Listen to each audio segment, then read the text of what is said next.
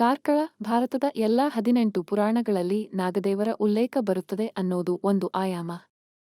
ಇನ್ನೊಂದು ಕರಾವಳಿ ಭಾಗವು ನಾಗಖಂಡ ಎಂದು ಕರೆಯಲ್ಪಡುತ್ತದೆ.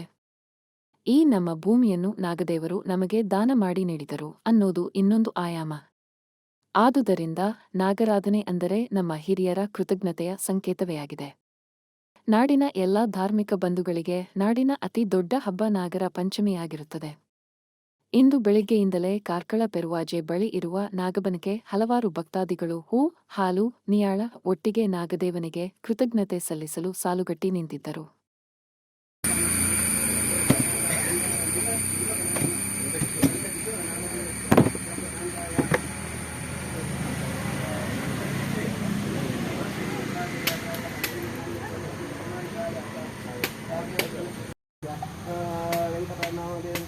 भरणी नक्षत्र मेषराशि जातस्य वेङ्कटानां पश्यकान्तायाः आश्लेषनक्षत्र कर्काटकराशौ जातायाः मेघनानाम्नि तदनन्तर यजमानस्य आश्लेषनक्षत्रे कर्काटकराशौ जातस्य बालकृष्ण जम्बूद्वीपे भारतवर्षे भरतखण्डे मेरु दक्षिणपार्श्वे दण्डकारण्ये गोदावर्याः दक्षिणकुलशाली वामशिखे बुद्धिनामकरणे परशुरामक्षेत्रे अस्मिन् वर्षवर्तमाने व्यावहारिके क्रोधिनामसंवत्सरस्य उत्तरायणे दक्षिणायने